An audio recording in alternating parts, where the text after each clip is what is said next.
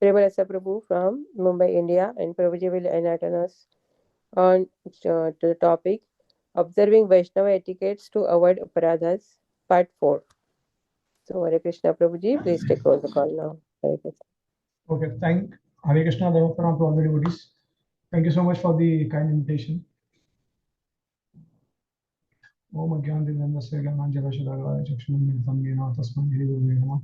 Om Vishnu Padaya Krishna Vistaya Bhutale Shrimati Bhaktivedanta Swami Iti Namine. Namaste Saraswati Devi Gaudavani Dacharine Nirvishesha Sanyadi Ashtatha Deshatarine. Jai Shri Krishna Chaitanya Prabhu Nityananda Shri Advait Gadadhara Shivasadi Gaur Bhaktivinoda Hare Krishna Krishna Krishna Hare Hare Hare Rama Rama Rama Hare Hare. Okay, so Mataji, have you shared the manual with all the devotees? Yes, Barbara, yes. Okay, good. Thank you so much. So I'm sharing on the screen again. We'll continue. So today we'll be discussing about sadhana, etiquettes on sadhana. Okay, so in the practice of Krishna consciousness, one has to accept and follow sincerely the several regulative principles, both negative and positive. Srila Rupa Goswami has listed 64 such regulative principles, 5 of which are considered the most important, which is worshipping the deity, hearing Bhagavatam, associating with devotees, chanting the holy name, and residing in Dham, or worshipping Tulsi Devi. So, japa. Chanting the holy name of the Lord is the single most important activity in the life of a devotee.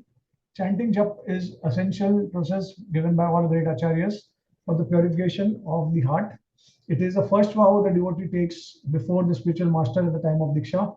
Therefore, chanting at least prescribed 16 rounds of Hare Krishna Mahamantra daily without fail is an absolute must for every serious devotee. So, in one of the letters or instruction that Srila Prabhupada gave to all the devotees, he mentioned this particular point that amongst all the services, amongst all the sadhana, the first and foremost is to somewhat finish our prescribed daily rounds of 16 rounds. That is the first and foremost seva or sadhana that we must do. That is Srila Prabhupada gave emphasis on that. So apart from the regulative principles, of course, the regulative principles are not even in the category of sadhana. They are required for a human being to become devotees, to become a human being, normal human being, which is to follow the moral ethics and principles in life, values, so that at least we will be very rigid and will be thorough with will not commit any sinful activities. So, because devotees, they don't commit any sinful activities ideally. So that's why the 4 regulative principles are very important, but it is not a part of sadhana. And the first and foremost of the sadhana is japa. Here also in the 5 limbs of bhakti, the foremost is chanting. So I'm giving the sequence. Here it is given randomly, but chanting is the foremost and most important limb of bhakti. And then after that, association of devotees, then Bhagavatam. And after that is the dhamvas and ultimately deity worship. So this is the order of importance. So especially devotees who have taken Diksha, they must chant at least 16 rounds. And those who have not taken Diksha, then they must be chanting a few rounds every day, 4 rounds, 8 rounds, 12 rounds, whatever it is. But they need to do it very regularly, consistently, and that's how they can aspire for Diksha. Srila Prabhupada says that 99% of our spiritual advancement comes from chanting the holy name. Thus, a devotee who sincerely and regularly chants at least 16 rounds every day, avoiding offenses, will make quick progress in Krishna consciousness. So this avoiding offenses is actually the summon woman, you can say, for chanting the holy name. The result of the chanting of the holy names to be manifested, the first and foremost criteria is that it should be without any offenses. If you commit offenses in the process, then the process will get delayed. The results will be shown up quite late. It won't be early. It won't be immediate. It may happen that it may show up in the next life also, or maybe after a couple of lifetimes, depending on the severity of the offenses that we commit. And that's why we are discussing this entire Vaishnava etiquette manual, so that we will at least have some theoretical understanding and a roadmap to know what are the etiquettes. And if we break the etiquettes, then there are chances that we may commit offenses also. So it is very important for all the devotees to know all these etiquettes, so that ultimate goal is we don't commit aparadh. And if you don't commit aparadh, then the ultimate fruit of chanting the holy name is seen, observed very quickly. So the chanting of the holy name has got unimaginable potency, inconceivable potency, and unlimited potency also, because Nama Bhas state itself, if you do not chant Shudhanam, if you are not on the platform of chanting pure name, but even if you are at the platform of chanting Namabhas without any offenses, then that Namabhas state itself will destroy all your karmas, whether it is past, present, or future. And it will also destroy the prarabdha karmas that we have. So that's why if we are very, the more we are close to um, chanting without offenses, the more we are quickly going to advance in bhakti. And another thing is that externally we may do some activities, but technically speaking, we'll not have any karmas. We don't get any reaction to the karmas, whether it is past, present, or future. So we get rid of all the karmas also. So that's the very, very important effect of chanting without offenses. So that's why Prabhupada says that 99% of the advancement will depend on chanting the holy names. But this chanting of the holy name can only give result if it is without aparadh. The most important thing to remember.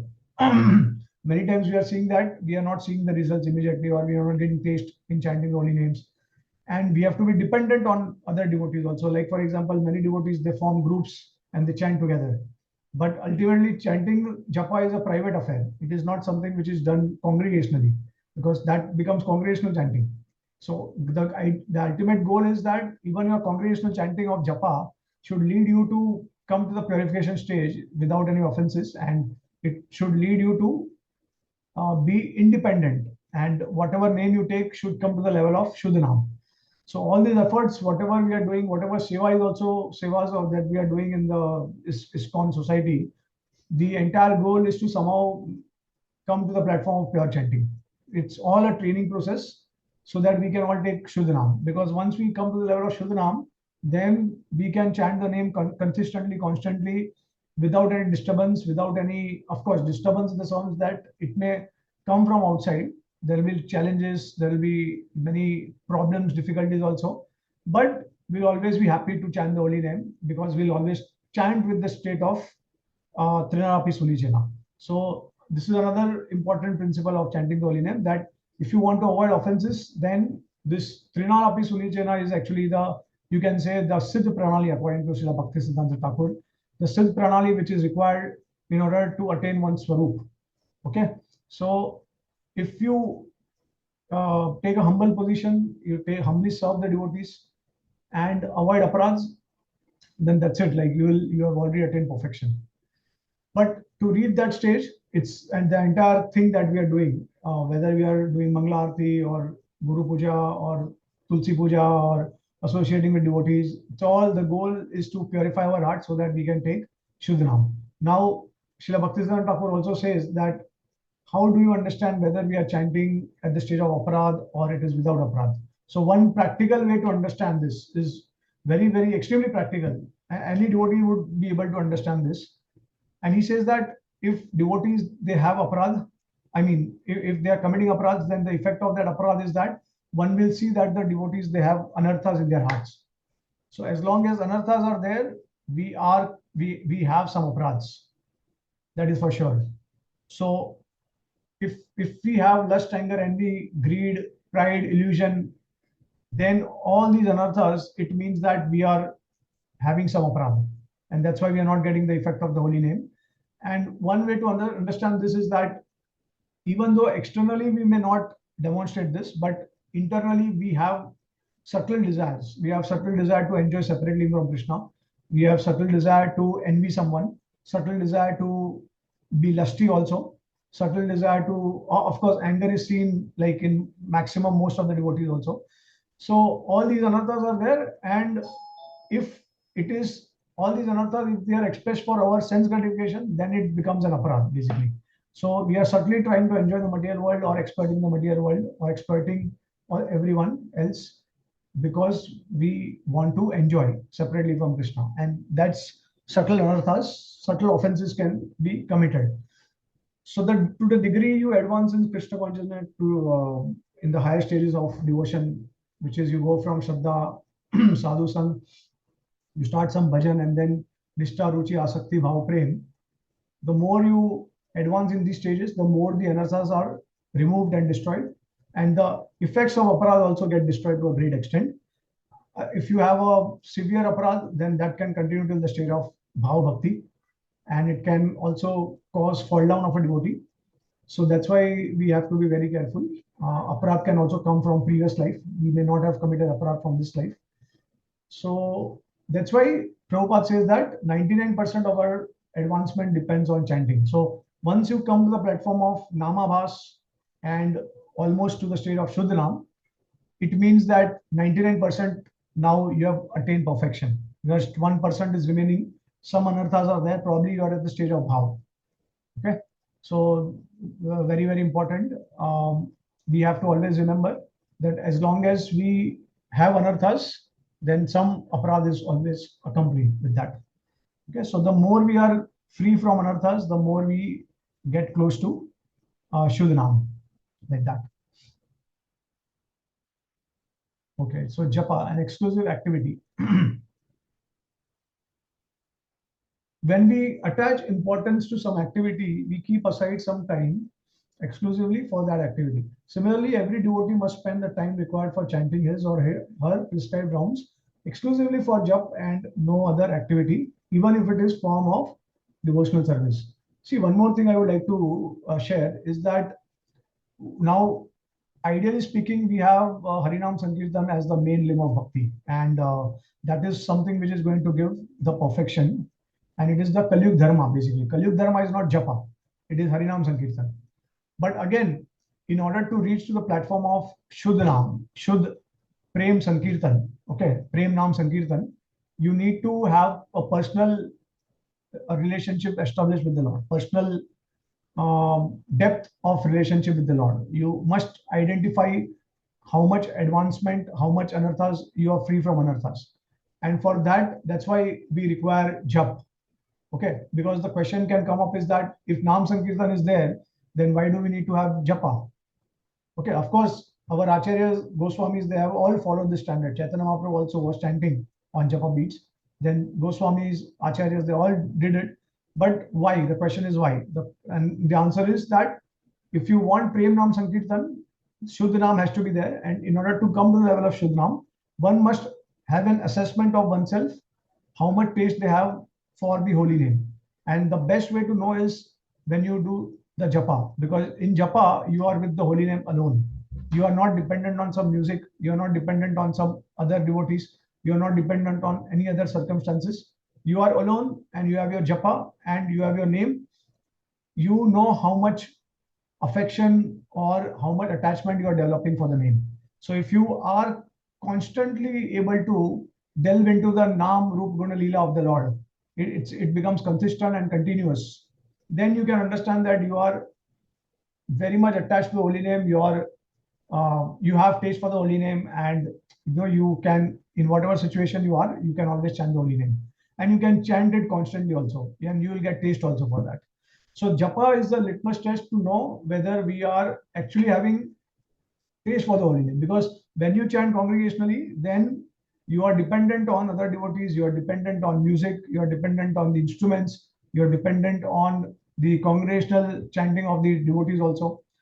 So all these are makes very easy. Like whenever there is music, it it very instantly takes you in a very emotional level. So that time you may be experiencing, oh, I've got such love for the Lord, oh, I'm crying for the Lord, oh my, I'm feeling some emotion for the Lord. But are you also experiencing these emotions when you do japa? If not, then it means that you are carried away by the music. You're carried away by the other devotees' enthusiasm, eagerness.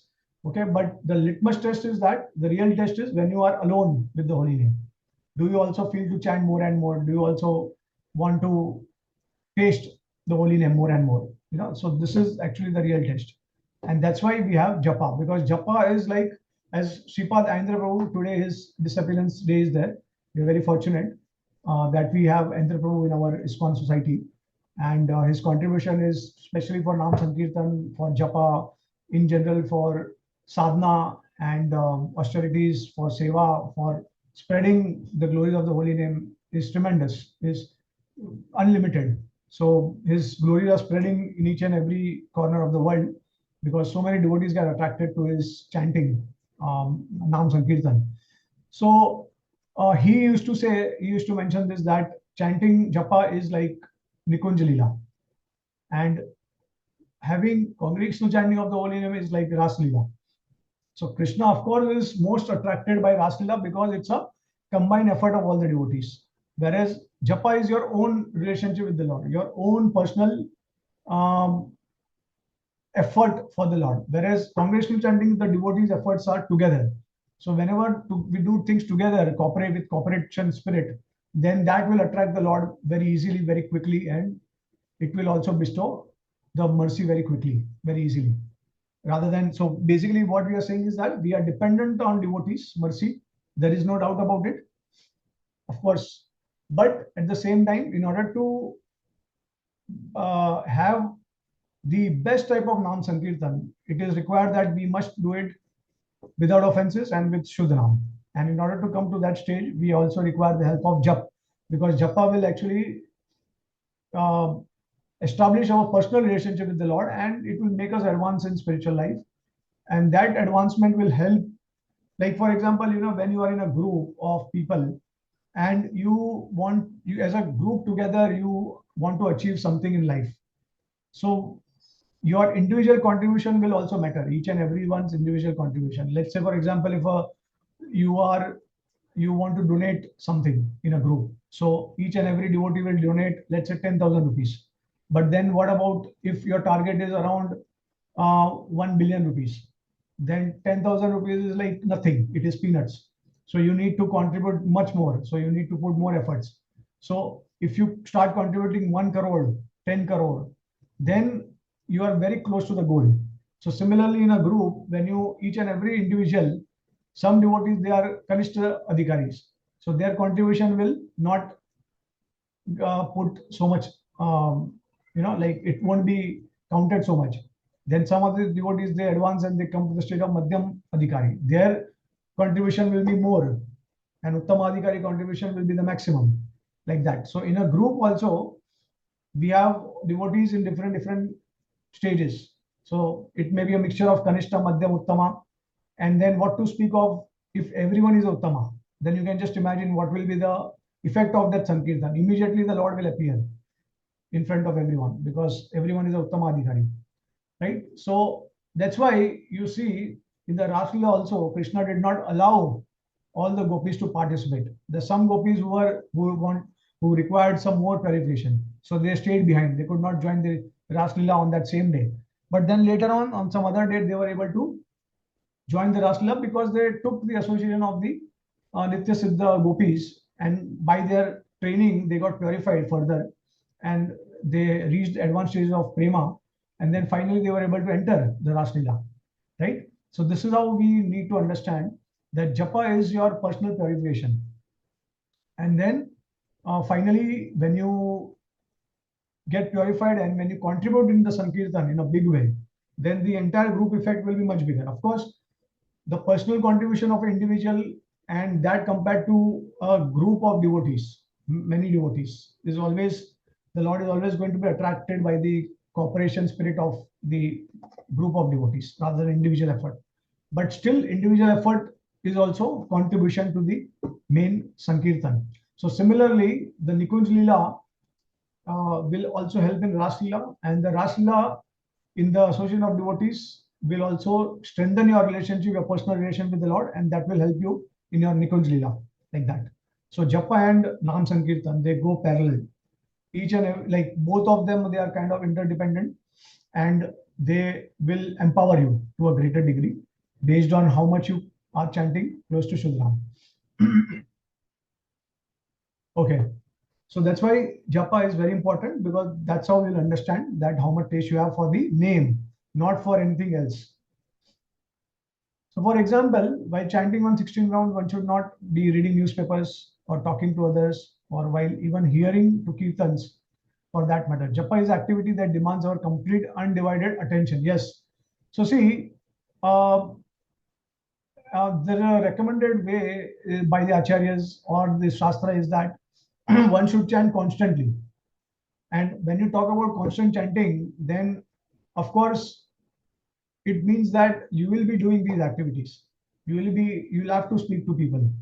You'll have to, because ISKCON is a preaching society, or in general also in the material world, and you need to communicate with your relatives, your devotees, because you have services, you have your work, all that. So does it mean that we should not chant the holy name constantly because we are always interacting with someone, we have some work obligation, duty, or some services to perform? No, it's not like that. Basically, the meaning is that we have to see the meaning in the context also, because of course it is recommended that we should chant constantly, and if we devotees they are able to do it, then what we can do is that at the beginning stage, of course, we'll have to struggle to constantly chant the holy name. There is no question of chanting holy name constantly. 16 round also, if you can chant, that is also a big achievement. Okay, but then if some devotees they are chanting 16 rounds for a long time, they feel attracted to the name and they would like to also practice chanting, even if they are not attained perfection, if they are at the sadhaka stage, but they can still continuously chant the holy name if they would like to. Okay, but what we need to understand is that when we are chanting and we are chanting for the 16 rounds, at least for that much time, at least for 16 rounds, because 16 rounds is like just you are spending 2 hours in the entire day. Whereas if you are constantly chanting, and then if you apply this intention that we should not be talking to other, we should not be hearing this and that, then that will not practically work out. Then you will have to give up your chanting, because of course you cannot, you are not at the stage of bhava or prem that you are constantly chanting within, and at the same time you are totally focused, you are able to remember the pastimes and the form of the Lord. So in the beginning stage, if you at least if you get attracted to 16 rounds, if you have no issues with 16 rounds, if you would like to increase your rounds and still you like it, you like to do it for a good period of time, then you can do it. But you can also learn the art of chanting internally. Okay, you may, of course, you may chant externally also. See, first and foremost thing is that this chanting is not meant to be shown to people. It's a private thing. 16 rounds, of course, everyone knows that we are all chanting 16 rounds, especially those who are initiated. And if you are chanting extra rounds, you don't have to show it to others. So you may chant more rounds, but you don't have to tell others, or you don't have to share with others. Or if someone will ask you, you can just tell them that, okay, yeah, we are chanting more than 16 rounds, but it's not necessary that you have to say the number. So some devotees may openly declare, publicly declare, we are chanting 64 rounds. Okay, but that is not good, because it's also etiquette injunction of the shastra that if you share your sadhana with others, then you lose the effect of your sadhana. Okay, you'll not get any result of your sadhana. So that also should be, um, you have to think about that. Okay, so yeah, when required you may share. I mean, there should be no personal sense gratification in sharing your sadhana. If some devotees, or maybe your gurujan or some senior devotee, you feel very comfortable and open, you can share, sometimes, but it should not be in the spirit of like showing off or something. Okay, so that's why it's always good when you are congregationally together. It's best to have Nam Sankirtan instead of, like, of course, now there are groups where devotees come together and they chant 32, 64, 128, 192 rounds. I mean, I don't understand the simple point that, first of all, what are you trying to show here? Because even if you come together and if you're chanting 192 rounds, now the thing is that one thing is very clear. The fact that you are taking the help of devotees, it means that you are not at the level of Namavas or Namaprad. You are at Shudram. You are at the level of Namaprad. Because if you don't have taste, then you will take help of others. If you have taste, wherever you are, you can chant constantly, and in your house also you can chant. Okay, so what is the purpose of coming together? Of course, once in a while it is okay, but I don't think it's a good idea to come together and to regularly, as a practice, do once in a month or once in a week. Let's chant 64 rounds together. What are you going to show to, like, you are giving a message to other devotees that, oh, these devotees, they are chanting 64 rounds. Wow. So everyone is like aware of your sadhana. Everyone is aware that you are chanting. I mean, why it is required? Why it is necessary? You don't have to do that. If you want to come, best way is actually Nam Sankirtan. Because actually speaking, congregational chanting is the Yuga Dharma. So when you are together, it is always best to have congregational chanting, Kirtan, Sankirtan. Okay. And of course, who has stopped you to chant constantly? You can chant 192, 200 rounds also. Chant, but chant internally or chant, chants in a private manner. Um, so you have to chant in terms of privately, that's why. So it is, even you may be doing it as a means of, okay, 16 rounds you may be chanting together. That is okay, because that is a part of your sadhana, daily sadhana. But I'm talking about chanting extra rounds. It is not basically for devotees to show one sadhana. That is the point. So you may want, if you want, you can do as a congregational chanting 16 rounds. But the goal also you should know what for what reason you are actually chanting the holy name. Okay, why you are chanting, and ultimately what is the difference between japa and what is the difference between congregational chanting. That should be also um, known to all the devotees. They should be aware. So ultimately, whatever congregational chanting, especially your japa you are doing, you have to come to the platform where you have to individually you are able to chant the holy name with attention. That is the goal of your congregational chanting also. Okay, so 16 rounds, if devotees they are not able to do it properly, nicely, they may take help of devotees, but then later on come to the platform where individually also, if you are not there, then you will be able to chant the holy name properly. Okay, but yes, after that, if more than 16 rounds, if you are chanting 25 rounds, 32 rounds, I feel that it is not required. Then you must do congregational Nam Sankirtan, because it is like, everyone is going to become aware of your chanting. Like, it's not going to work like that. And one more thing I would like to say, all our acharyas consistently have said one thing very clear. They have made it very clear that no matter how many rounds you chant every single day, how many, like, you may chant lakhs of the holy names, crore, a billion of names of the holy name of the Lord. But if that is with Aparadh, then you may take another crore births and still you will not attain Krishna Prem.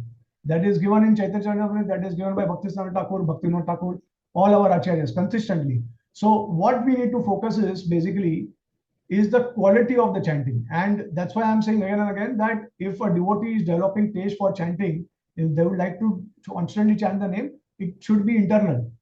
It should be cultivated internally. They can always chant the holy name internally. But when you are coming together, why you have to chant in terms of numbers and in terms of, like, with everyone, because it becomes very public, it becomes open. Okay, so I don't. There may be, devotees who may follow this thing, but I totally disagree with this. I don't think it is the right way, because I mean, even if you do it every week, there is no guarantee that you are going to come out of aparadhs and come out of anarthas from that.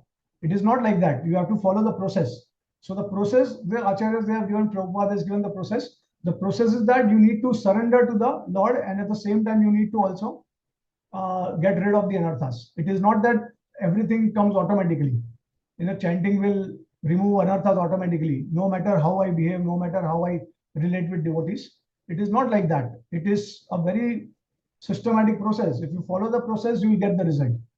Okay, and naturally, it should all come naturally. It will come gradually to you, and ultimately, you will be able to chant the holy name constantly. So that is to be done internally. Okay, you don't have to show off to others. Okay, all right. So yeah, so my point was that if some devotee they have developed taste for chanting continuously, then of course, because ISKCON is a preaching movement, it is not Bhajananandi movement, and because we want to please Gurudev and Srila Prabhupada and the Parampara. So we have to take up some responsibility also for the mission, and we have to serve also. In order to serve, we'll have to communicate with people.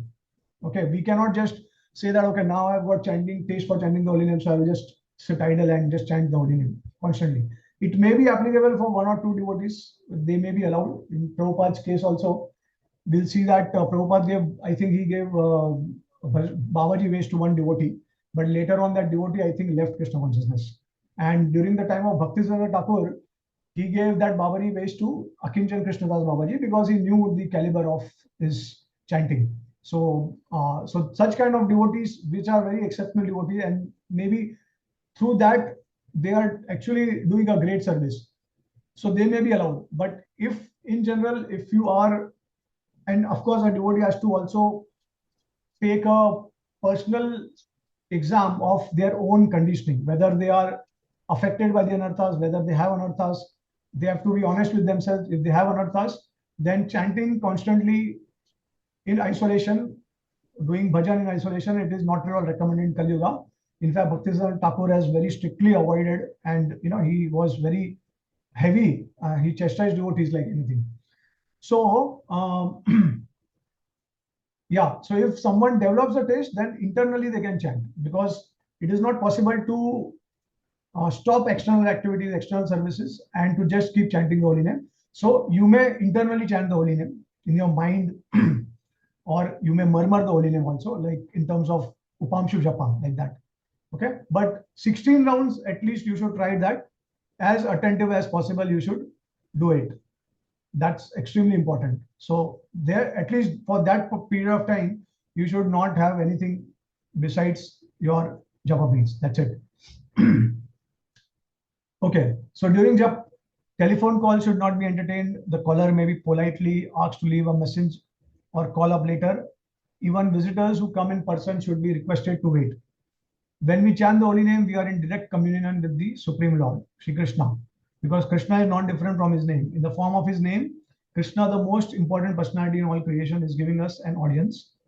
Therefore, nothing should be allowed to interrupt this holy name meeting. Remember, where there is a will, there is a way. Yeah, so we must think that um, ultimately we are meeting the the number one person in the world, the most important person in the world, and that's why we'll have to leave everything aside. We have to keep everything aside. So that's the goal we would like to attain. Intense desire. The foundation of our spiritual life is intense desire. Our strong desire and eagerness to chant the holy name is the most pleasing to Krishna and is a fundamental requirement of good japa. Okay, so I just wanted to add one thing, that if there is any confusion related to what I mentioned, or if there is any uh, problem understanding this, then of course we have got free time after the class. You can ask questions also, and we'll clarify all these things. So yeah, strong desire must manifest in firm determination to chant one's prescribed quota of rounds every day, even in the midst of adverse and trying circumstances, and also in the firm endeavor to improve one's quality of japa. One must therefore be determined to do every act necessary to come to the standard of good japa, qualitatively and quantitatively, and avoid every act that can spoil one's japa.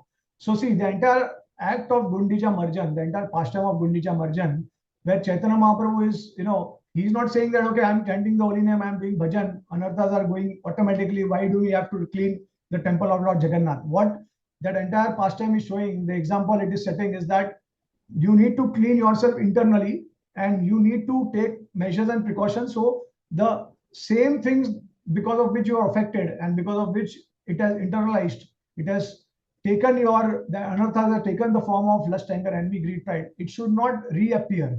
And in order to stop those anarthas, you have to clean from outside also, which means that you need to take care precautions in such a way that you should not have their association. You should not have association in such a way that these anarthas will come again. So have association of devotees who are advanced into bhakti. If you follow these things, if you take precautions, then only the chanting, the name will actually give kripa. Okay, But if you think that the name is doing everything automatically, that is not what our acharyas, that is not our Chaitanya Mahaprabhu also has shown by the example. In Gundicha Marjan is a great example of that, right? So we need to understand that. That's why here it is also mentioned that every act can spoil one's japa. So it is not about how good you are chanting when you sit for chanting. It is about the quality of chanting for your entire life, the quality of your behavior, the quality of your character, the quality of your humility, the quality of your surrender, the quality of your bhav. So that's why Krishna is bhavgrahi and sargrahi. He only does not see that, okay, what you are doing for 2 hours, but what are you doing for the entire life? That is what he's going to see. Okay. And this is where the character also plays a very important role. And that's why we have the four regulative principles also. And how does one increase the intensity of one's desire and determination? By the process of Nityam Bhagavata Sevaya, regularly serving the devotees and submissively hearing Krishna Katha. See, one thing, very consistent feedback, or you can say the instruction of all the acharyas in this matter.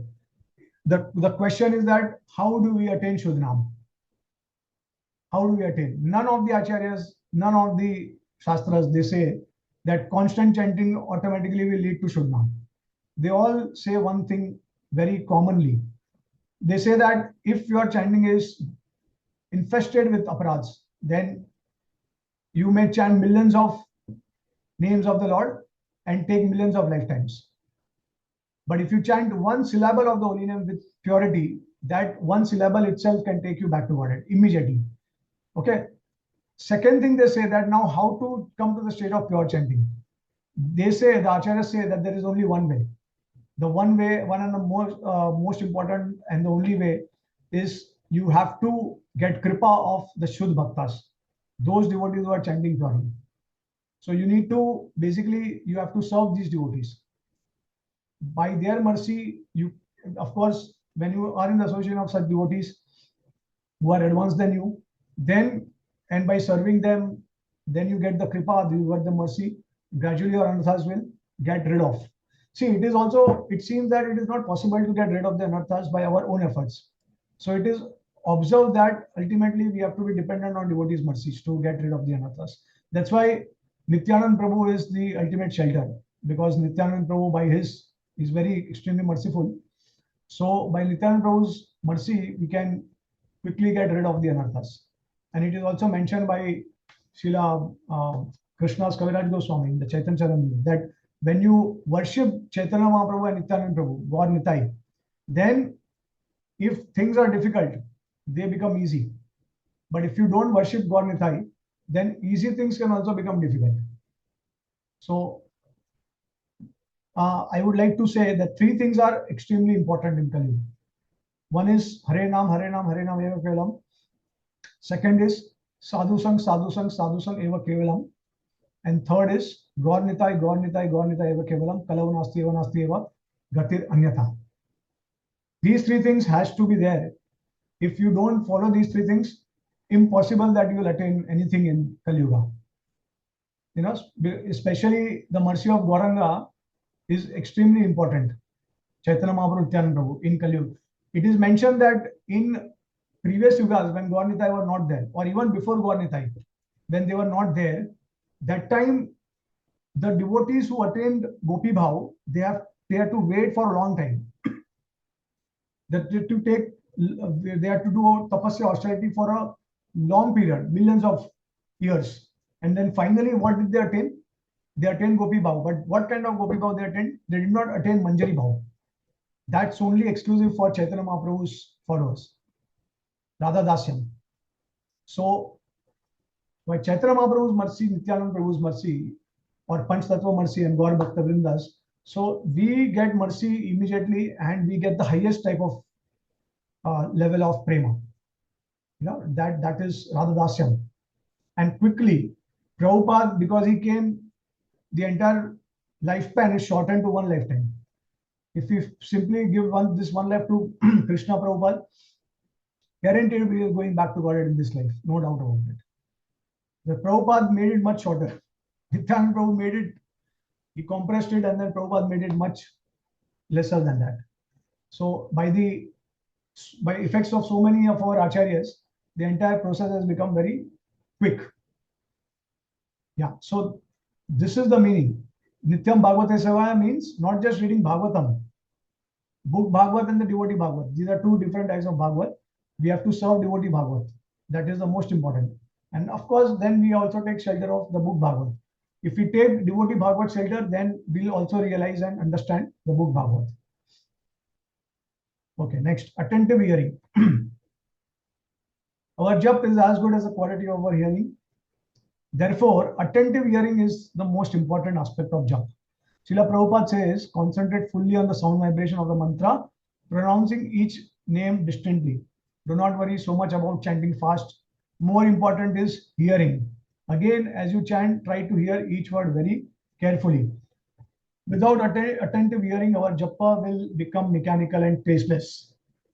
Yes, attentive hearing. So attentive hearing, although here it is explained in the context of hearing the holy name when we are doing japa, but I would like to extend it to hearing in general as a principle. So without shravanam, there is no kirtanam. Our acharyas have said no kirtanam. There is no kirtanam without attentive shravanam, without proper understanding of the siddhant, the tattva. Proper sambandh gyan, with proper sambandh gyan, only we can chant the holy name. And Prabhupada also mentions many places that out of the 9 limbs of bhakti, 2 are foremost, Shravanam, Kirtanam. And then in one place, Prabhupada says Shravanam is the topmost. Another place, Prabhupada says Kirtanam is the topmost. So we understand that unless we have proper Shravanam, you cannot perform any limb of bhakti properly, any other 8 limbs of bhakti properly, because you require Sambandh Gyan. To that Sambandh Gyan, you gain knowledge from the Guru. That knowledge will actually remove anarthas. It will destroy anarthas. It will destroy your ignorance, avidya. And after that, you will be able to chant purely. So that's why, that is the reason we have Guru. Otherwise, we have the holy name. We don't require Guru. But the purpose of Guru is to train, to purify us, and to also, at the same time, to reveal the Siddhant, the Tattva of the entire process of Krishna consciousness. So this is called as Sambandh Gyan. Okay, so Savanam is not necessarily only hearing attentively the holy names when we are chanting, but a quality of your life when you are doing the hearing. Okay, the quality of hearing that you are doing in your life. So when you are doing Shravanam of Nam or Roop or Guna or Leela, like for example, it may be Bhagavatam class, Chaitanya Charitamrita class, or whichever class it is. If you are hearing attentively, you are assimilating, you are understanding, you are applying, that will actually, that is called as attentive hearing. Now, what is exactly hearing? Hearing does not mean you are just hearing externally. Ultimately, is to go in the form of remembrance, in the form of smaranam. Okay, whatever you are hearing, you are able to remember the Lord because you are attentive in your mind. See, your mind may be somewhere else. You are distracted. Still, you may be hearing. But if your mind is distracted, then you will not remember also what you are hearing. So it happens many times. We may do certain things, and then after a few seconds or few minutes also we may forget what we did because mind is distracted, mind is somewhere else. So what attentive hearing means is basically attentive mind, ultimately. That because it takes the form of remembrance of the Lord, ultimately. So Nama Rupa Guna Leela, that will manifest in terms of Smaranam, in the sadhaka stages. But when you attain the state of Bhav, then you seek the Lord directly. Okay, that's how this is the process. So firm faith in the holy name. What one should do is to chant the holy name of the Lord with faith, enthusiasm, and firm conviction on the statement of Lord Chaitanya that simply by chanting the Maha Mantra, one can be gradually admitted to the highest platform. Yeah, so we should have that faith that holy name will reveal us everything and it will give us the ultimate perfection. Understanding of the meaning of Maha Mantra. Since the Maha Mantra is transcendental sound vibration, it will act whether one knows the meaning of the mantra or not. Yet we must know what exactly we are praying when we chant the Maha Mantra. Yes. So when we are chanting Maha Mantra, if we don't know the meaning, it will be without Sambandh Gyan. It will be in the state of Nama Aparadh or it will be in the state of Namabhas. but will not attain the desired result, which is Krishna Prem. Once you chant with Sambandh Gyan, once you follow the process, then you reach the stage of Shuddharam. So Prabhupada explains now what is the meaning of this Mahamantra. A prayer of Krishna, Hare Krishna Mahamantra means addressing Radha and Krishna for being engaged in their service. Hare Krishna means, O Hare, O Radharani, O Krishna, please engage me in your service so that I can get relieved from the service of Maya. So this is the meaning of Hare Krishna Mahamantra.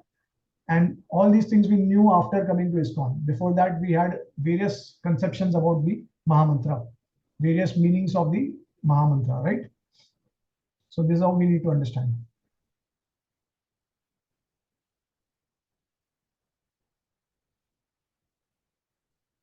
Okay, so we'll cover a few things and then we'll stop for taking question and answers.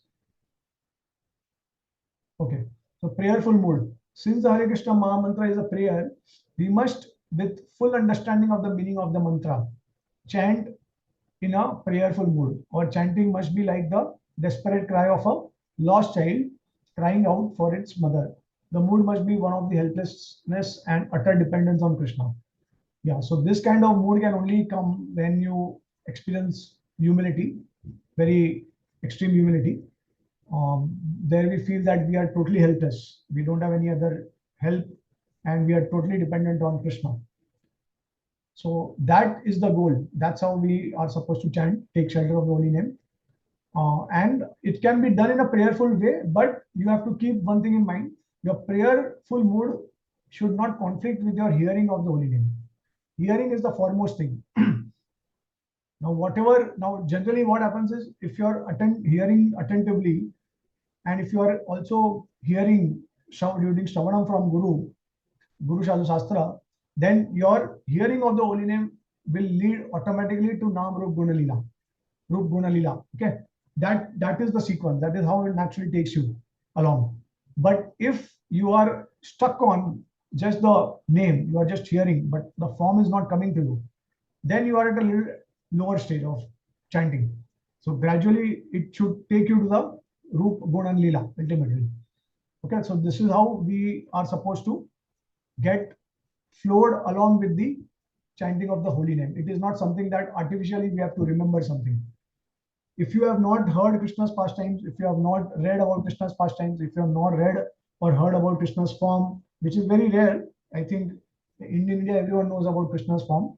Mostly people know.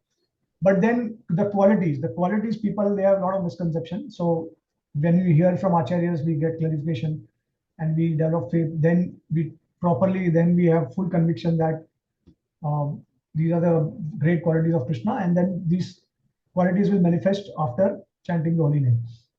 So name and then roop and then qualities, and then finally it should lead to the pastime of the Lord.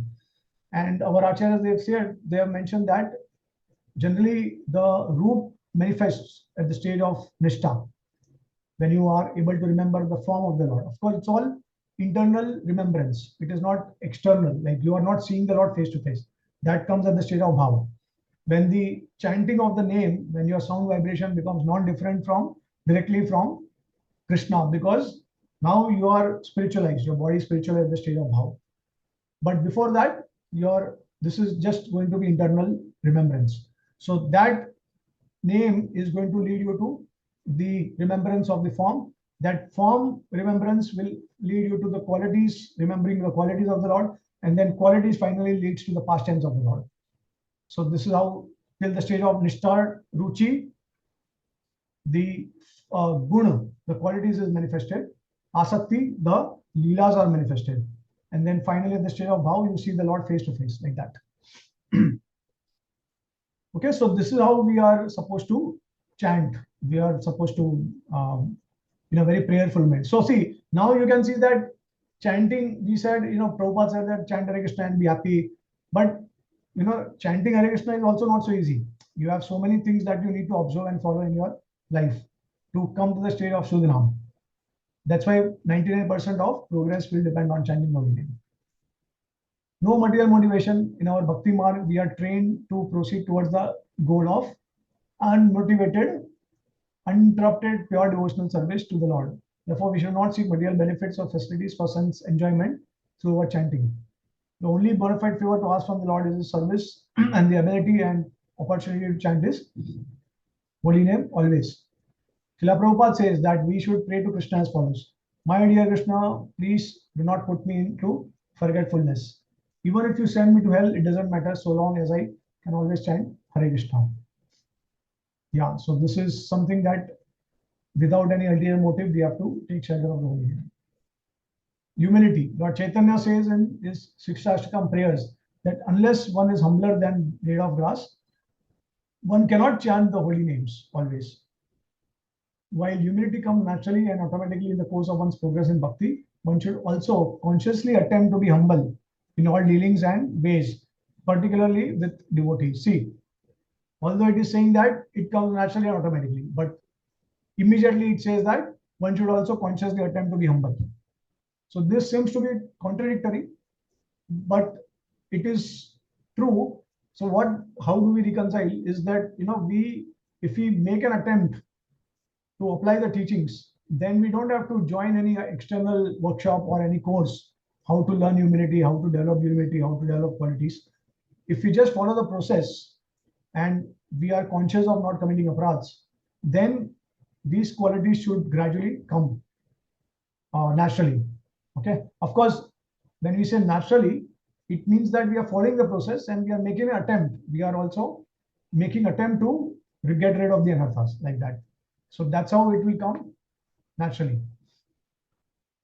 But one cannot assume that okay, I can do anything, whatever I want, and then just take shelter of the holy name, automatically everything will happen. That's not going to work. One must guard against false pride and take action to subdue it the moment it raises its ugly head. Pride and the holy name can never go together. Suitable environment. One should select an environment that is conducive to good japa. As far as possible, in city like Mumbai, it should be an isolated, quiet place where there are no distractions. Sitting in one's veranda and doing japa while watching life pass by on the street, for example, is not a good way of doing japa. Again, many devotees have to travel a long way by public transport to their place of work. By all means, devotee may chant while commuting, but such chanting should be considered bonus chanting and not part of prescribed quota of 16 rounds, as the quality of chanting will not be good. Yes, this is what I'm saying. That 16 rounds, you should always try to uh, be very attentively without any disturbance. You should try to focus. And then, if you want to chant extra rounds, you can chant while commuting. Okay, because you will have to render some. You have some like, obligations also. So it is not possible that you will get so much time for chanting in isolation. Yeah. So quality of chanting has to be considered very seriously, and quality of chanting is very important. Okay. No matter how many number of rounds we are chanting, quality if now it's not there, then it's not going to take us anywhere. Okay. So let's now continue in the next class about the posture, sitting, and all that. So let's take some questions or comments now. Okay. Um, yes. Any devotees, they have any questions? Otherwise, I would like to address a few things because I got some questions online.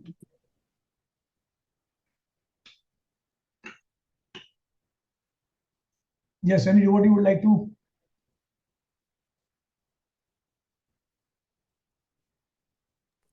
Yes, Hari Krishna Prabhuji, thank you so much for this most important class, because all our efforts have to help. The thing is that Prabhuji, the Maha Mantra, what I had understood was said that the Lord and Radha Rani, please engage me in your devotional service, right, and help me to reconnect. But you are saying that also it means that get me from the clutches of Maya, right? No. I'm not saying. Prabhupada's quote is there where you pray that you're doing it in a prayerful mood that please free me from the clutches of Maya. That is also the prayer that accompanies along with the chanting. So it has to be in general. It has to be in a prayerful mood.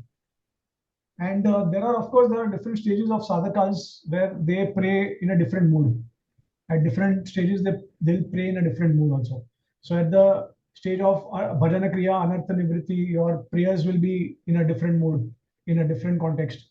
At the stage of nishtha ruchi asakti, you will be praying in a different way.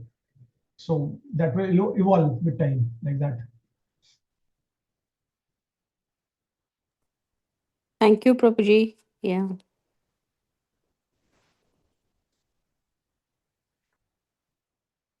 Also, you said that some of the gopis were not allowed in the Leela.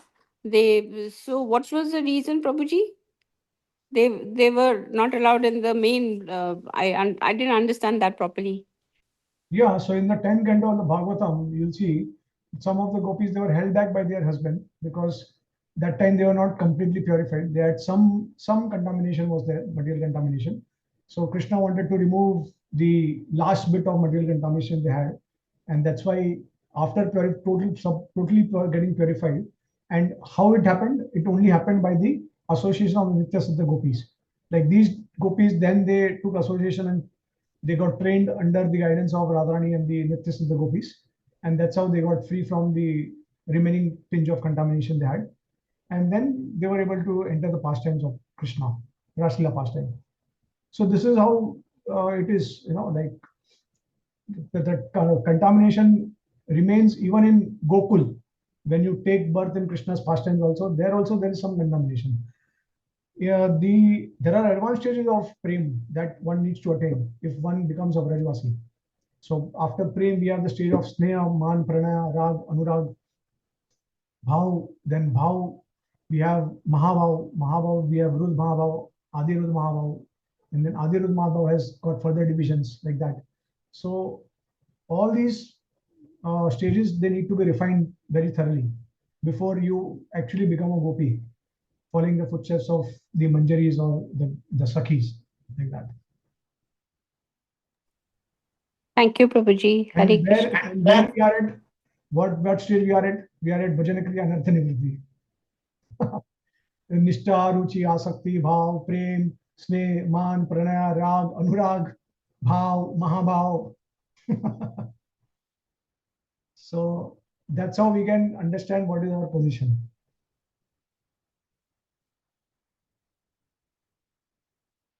Okay.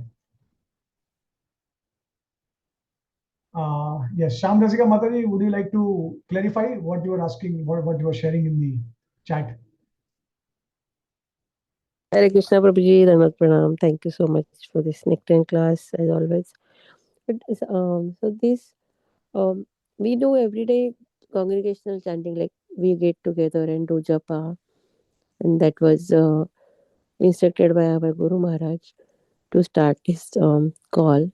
So in your class, he was explaining about that we should do the personal japa. So I was little confused, Prabhuji. Yeah. So see, um, I did mention one point that 16 rounds we need to do attentively. Now, in the beginning stages, if we need to take help of devotees, then we have to take help of devotees.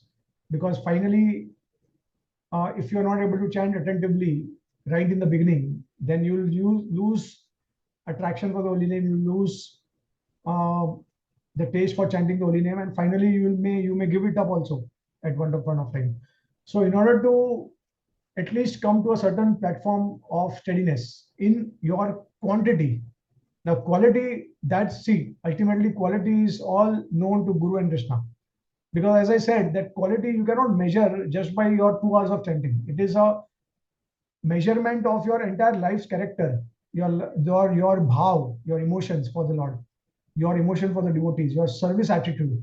All these will play role in the shelter of the holy names, taking shelter of holy names.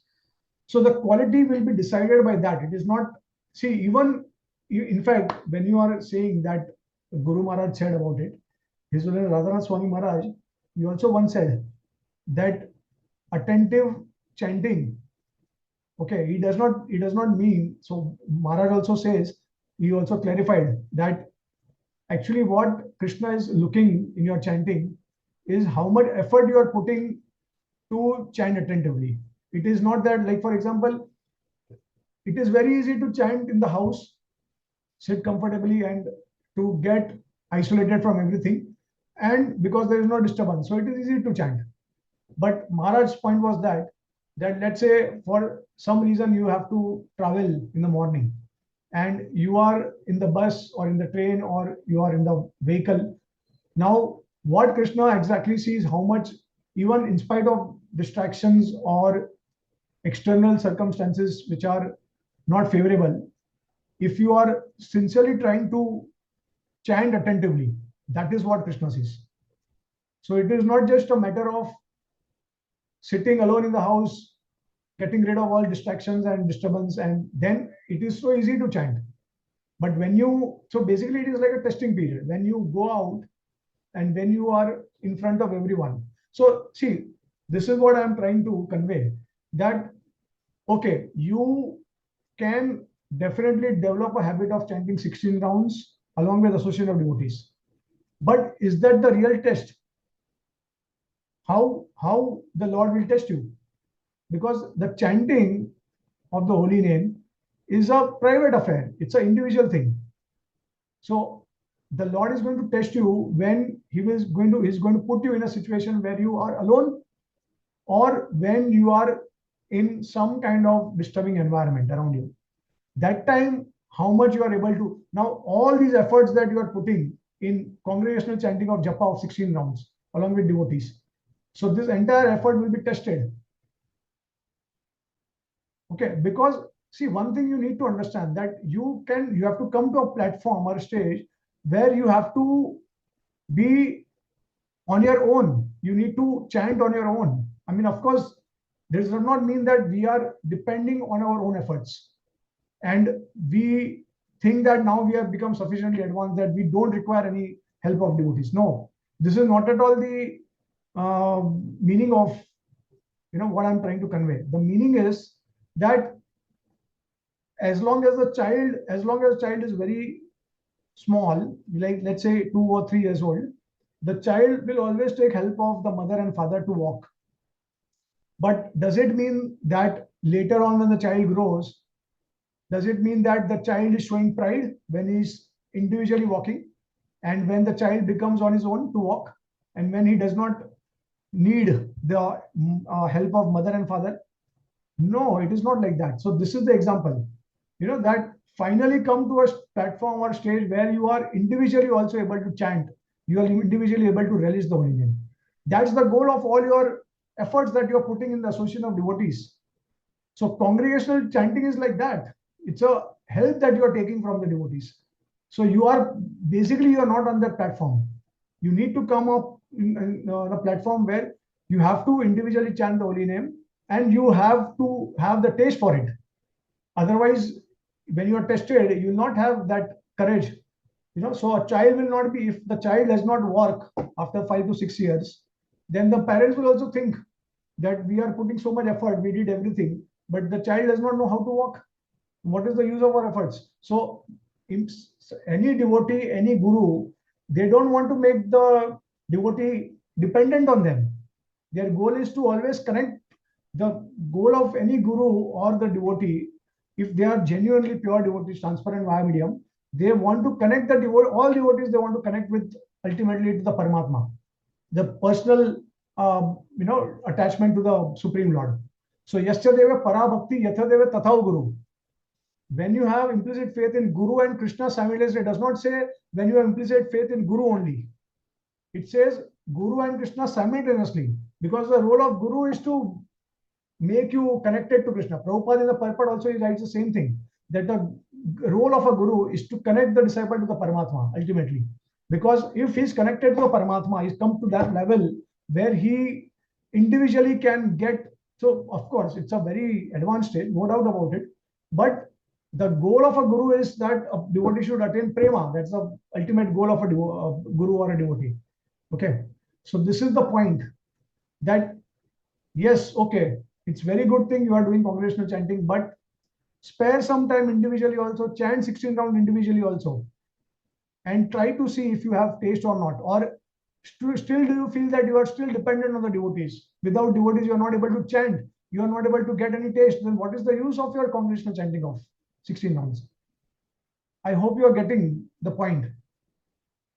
Okay, every devotee must chant individually and try to understand how far they have gone in chanting. So, are you getting the point? Yes, Prabhuji, yeah. But sometimes the all the, like, we have so new devotees joining, and they are not like that want to spend so much time with personal chanting and devote congregational chanting because they're No, no. working. What you can do, Yeah. Mataji? See, what I would suggest, what I And would recommend is that. when Maharaj visit to Washington DC, he always invite Actually, this devotees. conference Yeah. concept was, uh, sorry to interrupt, this conference concept, to chant on the conference was, encouraged by our Guru Maharaj, which has been encouraged, and it is not the only one conference now. There are like hundreds of conference which do the congregational chanting, and that makes everyone perfect at the same time, habitual to do, at least make sure that they join this conference and complete their chanting. So that is the main boost and encouragement to, even not only to neophyte, but also to the regular chanters, regular devotees who will, uh, without any hesitation, if they know, like, one becomes very sincere when they do the congregational chanting. So it is really a must and needed thing in the japa. Okay. So now the Yes, and question is, also I Because understand. Prabhuji. even if we visit to any temple, when we do mangal arti, all devotees will sit together to Yeah, New chant. Vrindavan. Yeah. In New Zealand, we know, like, we complete our 16 round, and then by the time Guru Puja time is there, so that congregational chanting gives such a huge strength that you will feel that I am built for 100 years now. Mm. It's Yeah. that, Okay. because No, no. I have done Yes, myself Murali, along I with the devotees, understand. I and understand. I don't Of get that course. benefit now also, without the congregational chanting. So one becomes and remains sincere throughout the whole sadhana time in his life. Otherwise, you never know if a person is uh, get the habit doing individual chanting, and then later on he may get diverted to something else. It's better to So be in the association of devotees.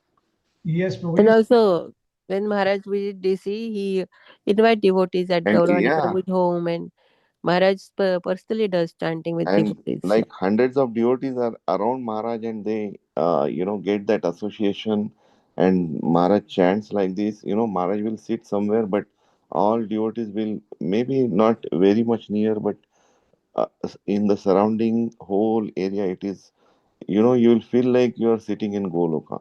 That's what congregational chanting may not be. Okay. I can second you, Prabhu.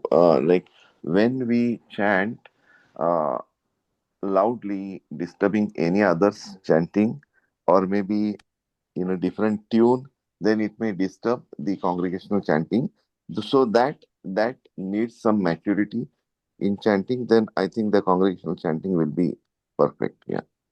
Okay. Okay. So see, of course, I understand what you're saying. I have personally also done congregational chanting. I mean, whatever you are saying, of course, everything is right. It makes sense also. Congregational chanting, beginning itself, I shared that Nam Sankirtan has its own power. But if you now the reason Guru Maharaj is asking us to chant congregationally, of course, one of the main reasons is that because we are conditioned. Okay, that I think everyone will agree, because we are conditioned and because we are not used to chanting the holy names attentively with that kind of attention when we are alone. So Yes, yes. see, my question to you is, how will you know whether how much taste you have developed? When we are in congregation, everything seems very easy. It is very simple. Like, you may feel some bhav also, some emotions also. But when you are alone, if you are not feeling the taste, that means something is wrong in your chanting. How do you know Yeah. that? Yeah, Prabhuji, then when we chant this congregational chanting or we get a habit of chanting, then after our 16 rounds, then the whole day is with us, and then one has to decide how much he can concentrate more on his chanting. And maybe when I spoke to Yugal Kishore Prabhu recently, I called him randomly sometimes, and once I called after a long gap of time, then he said, Prabhu, how is going on? So Yugal Kishore Prabhu, I said, yeah, it's going on. Like we are doing so many services, this, that. Prabhuji just mentioned, what about your chanting? We said we are doing our regular chanting, 16 rounds, sometimes maybe 1 or 2 rounds, or maybe 4 rounds, or some Ekadashi time, 24 rounds we are doing. Prabhuji said, Prabhuji, what is your age? 55. So, Prabhu, why don't you do one thing? Try to do 32 rounds chanting, you know, daily. And then, 32, you mean individually or in a group? individually. Then the later on, that's what I'm saying. Then once you are done with your 16 rounds, then as you mentioned, then one has to or must have been developed that test, and maybe then you are into that realm, and then you may chant another 16 rounds, another 8 rounds, another 2 rounds. So, yeah, that has to be developed. What you say there, where I agree, Prabhuji. Yeah. Yeah. So, okay. Now the point of difference is that you are saying that after 16 rounds we can individually. What I understand from your So what you because there shared. are there are this is the morning prahara where we do this chanting. But what about noon time? What about evening time, which is another time of Brahma Murtha in the evening also? Just catch that time again, chant individually. Then you can do that individual chanting. That is for your own uh, sadhana, or maybe say Progress, whatever you're yes. doing extra, that is your own sadhana then. Yeah.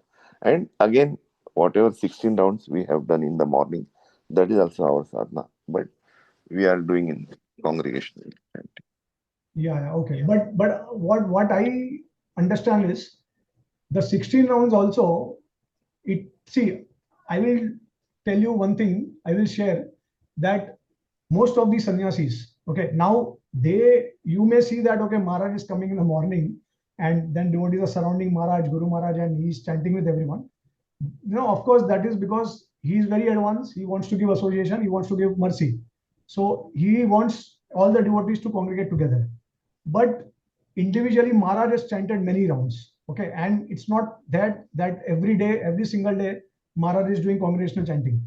Okay, so what we need to understand one thing is that if you see the behavior, observe the behavior of the advanced sannyasis that we have in ISKCON or outside ISKCON, they are chanting privately. It is not that they are coming congregationally, because Yes, yes, yes. Yeah, actually one more thing I will share, that when they come for congregation, there is disturbance also, because some devotees will approach Maharaj, or there'll be some kind of distraction may also happen. So they would actually prefer to chant idly rather than to come, and the only reason they are coming is to give association to devotees as mercy. Okay, otherwise, if you even if you take example of Guru Maharaj, then Maharaj is like right from the beginning. When he joined ISKCON, yeah. he was chanting 64 round that Yeah, time. again, I understand, Prabhuji, like, for neophytes, it is a must congregational chanting.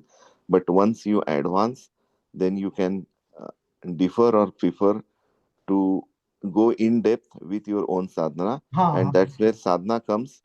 And sadhana is not limited to only when you are doing your congregational chanting, but it has to be uh, all the day. And then it depends upon each and individual. And then even there is a progress up to, like, you can become up to sannyasi. So it is a very deep topic. Yes, Prabhu. Hare Krishna. Yeah. So I what I can think of is that, let's say if you are preaching to new people, okay, or if you have a group of devotees who are, and in that group there are some new devotees also, okay, and you would like to encourage them so that they can be consistent in chanting the names. So what we can do is, no, if you are having a week time, then out of 7 days, maybe 3 days you can chant congregationally with them, and 4 days individual you can do your chanting. And see, whenever there is a group of devotees, let's say for example, you are senior devotees, you both are senior devotees, but then there are maybe other senior devotees also. So they all can take turns, that okay, these 3 days will chant with the new devotees. These 3 days will be chanting. Because I think it is very important for us to also practice individual chanting. Otherwise, we'll never know. And because we are habituated, we are dependent, we become dependent on that congregational chanting. So at some point of time, you will have to maintain that individual chanting also steadily, consistently.